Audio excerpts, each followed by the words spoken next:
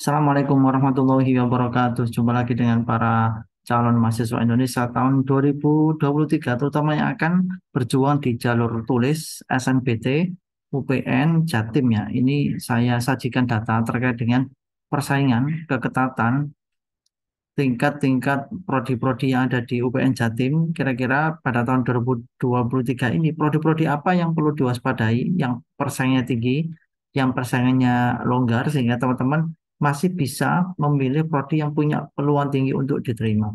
Baik, di video-video berikutnya saya juga akan mendiskusikan atau saya juga akan menampilkan berapa sih skor UTBK supaya bisa lolos SNBT di UPN. Tentunya ikuti video berikutnya dengan cara klik subscribe dan nyalakan tanda lonceng. Baik, saya akan tunjukkan terkait dengan bagaimana peminat UPN Jatim di tahun lalu ya. Ini data SBMPTN 2022, itu UPN Jatim kuotanya itu 2.232. Tetapi yang daftar itu luar biasa, 29.782. Sehingga yang gagal itu 27.550. Ini angka yang fantastis, luar biasa. Artinya jumlah kuota dan pendaftar perbedaannya sangat tinggi. Sehingga yang gagal ini jumlahnya puluhan. 27.000 itu bukan angkanya sedikit. Untuk itu, teman-teman tahun ini SNBT dengan sistem yang agak berbeda, tapi kuotanya hampir mirip, naik 100, ini sekitar 100-an ya, 2.304. Tapi berapa pendaftarnya?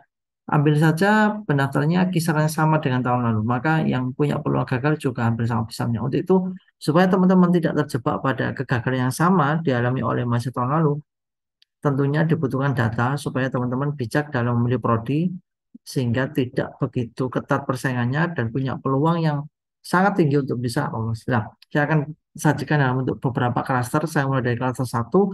Klaster satu ini adalah prodi dengan keketatan paling tinggi ya, yang paling tinggi persaingan, yang paling sulit ditembus. Ya, nomor satu ternyata ada Tekpang. Teknologi pangan, kuotanya 60, peminatnya sangat banyak sekali, 941, sehingga kekatannya di angka 6,38.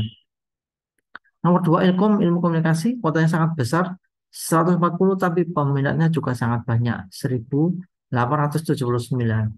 Sehingga angka keketatan di angka 7,45. Nomor tiga ada pariwisata, ini cukup menjanjikan dan menarik juga ternyata. Kuotanya hanya 40, tapi peminatnya 498.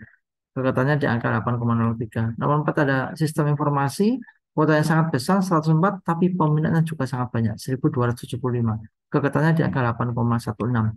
Nomor 5 ada teknik sipil, kuotanya 64, peminatnya 778, kekatannya di angka 8,23. Di kelas 1 ini berisi prodi-prodi yang paling tinggi persaingan di UPN.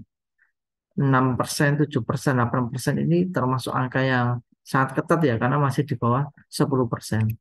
Masuk di klaster kedua ada administrasi bisnis, kuotanya sangat besar, 132, peminatnya juga sangat banyak, 1.550, sehingga keketatannya itu 8,52.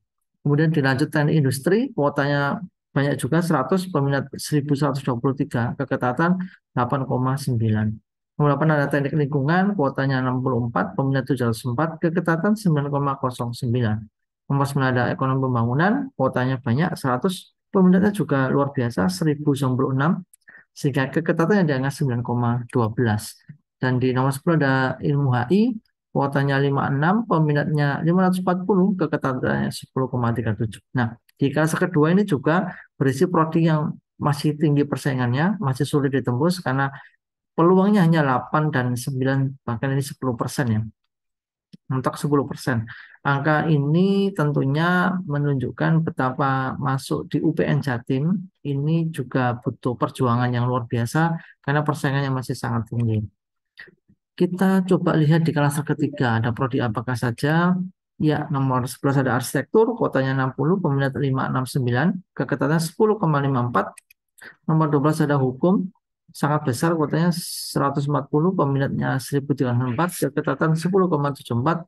Nomor 13 ada sains data, kuotanya 52, peminat 467, keketatan 11,13. Nomor 14 ada manajemen, kuotanya luar biasa nih 200, tapi peminat juga luar biasa 1.789, sehingga keketatannya di angka 11,18. Nomor 15 ada informatika, kuota 140, peminat 1.180, keketatan 11,86. Fase ketiga ini juga masih sangat ketat, walaupun kuotanya di atas 100 ya, palingan 200, tapi peminat juga berlipat ganda ya. Dari ratusan menuju ke ribuan, bahkan ini 1.700-an. Ya, jadinya angka persaingannya masih sangat tinggi, yaitu di 10 dan 11%. Kita di kelas keempat ada teknik mesin, kuotanya 44, peminat 35, keketatan 14,43. 17 ada administrasi publik, kuota 128, sangat besar ya. Peminatnya 875, keketatannya 14,63. Nomor 18 ada agribisnis, kuotanya 100, peminat 681, keketatan 14,68. Nomor 19 ada akuntansi, kuotanya 160, peminatnya 906, keketatannya 17,66. Nomor 20 desain komunikasi visual DKV, kuotanya 68, peminatnya 371, keketatan 18,33. Nah ini sudah mulai agak longgar di angka 17, bahkan ini 18%, ya, hampir mau ke seperlima. Peluangnya tentunya ini bisa menjadi salah satu alternatif pilihan untuk memperbesar peluang lolos di jalur SNPT. Fase kelima ada teknik kimia, kuotanya sangat banyak 109, peminatnya hanya 55, sehingga keketatannya 21,58. Ini seperlima ya, 20% lah peluang apa itu keterimanya. Agroteknologi kuota 107, peminat 446, keketatan 23,99. KWU 40 saja, ini prodi baru teman-teman. KWU ini baru muncul di tahun ini. Kemudian ada fisika, kuota 32 juga baru muncul di tahun ini. Nomor 25 ada desain interior, kuota 32 juga baru muncul di tahun ini. Jadi ada tiga ini, ada satu lagi linguistik Indonesia, kuotanya 16, ini juga baru, dan bisnis digital. Ini sangat marak di kampus-kampus membuka prodi ini, kuotanya hanya 16, dan peminatnya bisa jadi membeludak ya, karena memang ini menawarkan keterampilan masa depan di dunia bisnis menggunakan era digital. Jadi ada 5 prodi yang baru tadi ya, di slide sebelumnya tadi ada prodi fisika, kemudian ini salah satu ada linguistik Indonesia dan bisnis digital. Nah, teman-teman, ini bisa dijadikan sebagai data rujukan untuk mengambil keputusan pilihan prodi apa yang cocok dan punya peluang besar untuk diterima. Mungkin ini sementara bisa saya kupas untuk prodi-prodi di UPN. Berikutnya saya akan menyajikan data skor-skor UTBK yang aman lolos di UPN dan kampus-kampus lain. Selamat berjuang, tetap semangat. Wassalamualaikum warahmatullahi wabarakatuh.